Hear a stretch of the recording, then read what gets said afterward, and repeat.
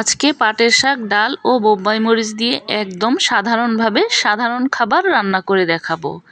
স্বাদ কিন্তু অসাধারণ। আসসালামু আলাইকুম, কেমন আছেন সবাই? যে যেখান থেকে আমার ভিডিওটি দেখছেন সবার জন্য রইল অনেক অনেক শুভেচ্ছা ও ভালোবাসা। তৈরি করার জন্য আমি এখানে এক মুঠো পাট শাক কেটে ধুয়ে পরিষ্কার করে নিয়েছি, আর আধা কাপ ডালকে আমি ভিজিয়ে রেখেছিলাম আধা ঘন্টা। ডালটাকে ধুয়ে নিয়ে এবার প্যানের মধ্যে দিয়ে দেব। এবার ডালের সাথে দিয়ে দেব 2 কাপ পরিমাণ পানি। ডালটাকে খুব ভালোভাবে সিদ্ধ করে নেওয়ার জন্য পানিটাকে দিয়েছি। সাথে দিয়ে দেব স্বাদমতো লবণ। দিয়ে দেব আধা চা চামচ হলুদের গুঁড়া।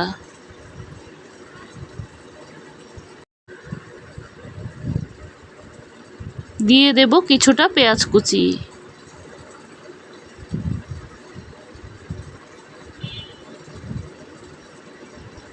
আধা চা চামচ রসুন বাটা। এর চেয়ে আর বেশি কোনো মশলা দেওয়ার প্রয়োজন নেই। মরিচটা আমি দেইনি, কারণ আমি বোম্বাই মরিচটা দিয়ে রান্না করব। ঢাকনা দিয়ে ঢেকে এবার ডালটা সিদ্ধ না হওয়া পর্যন্ত রান্না করে নিয়েছি। ডালটা কিন্তু এখন মোটামুটি সিদ্ধ হয়ে গিয়েছে। এবার ডালের সাথে ধুয়ে রাখা পাট শাকগুলোকে দিয়ে দেব।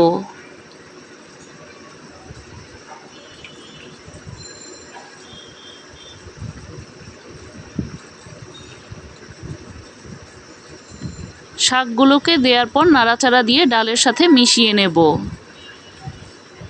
রান্নাটা যদিও সাধারণ, খেতে কিন্তু অসাধারণ। যারা এইভাবে পছন্দ করেন খেতে, তারা অবশ্যই কমেন্ট করে জানাবেন।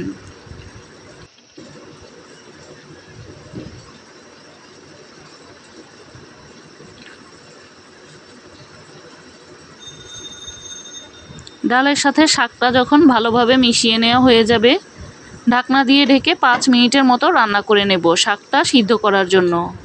5 মিনিট পর ঢাকনাটা খুলে দেখাচ্ছি। শাকটা কিন্তু এখন সিদ্ধ হয়ে গিয়েছে। এর চেয়ে বেশি সিদ্ধ করলে শাকের কালারটা নষ্ট হয়ে যাবে।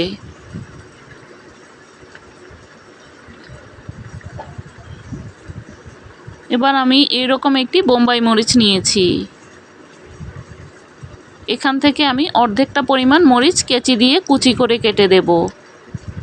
আপনারা আপনাদের পছন্দ অনুযায়ী ঝালটা নেবেন, যে যতটুকু ঝাল খেতে পছন্দ করেন।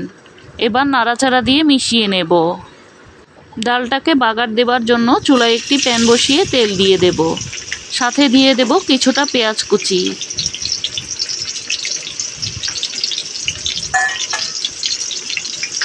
আর দিয়ে দেব ছোট সাইজের একটি রসুন কুচি। পেঁয়াজ রসুনটাকে এবার ভেজে কিছুটা বাদামি করে নেব।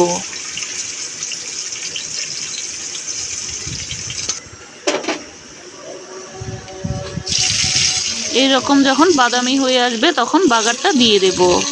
ডালে বাগার দিলে কিন্তু খেতে ভীষণ ভালো লাগে। ডালের মধ্যে বাগারটা দেওয়ার পর 1 মিনিটের মতো ঢাকনা দিয়ে ঢেকে দেব, যাতে ফ্লেভারটা সুন্দরভাবে ছড়ায়। এবার ঢাকনাটা খুলে কিন্তু চুলাটা আমি বন্ধ করে দেব। পাট শাক দিয়ে ডালটা কিন্তু এখন একদম তৈরি। এইভাবে খেতে কিন্তু ভীষণ ভালো লাগে। মাঝে মাঝে সাধারণ খাবারগুলো কিন্তু অসাধারণ মনে হয়। আবারও দেখা হবে নতুন কোনো রেসিপি নিয়ে।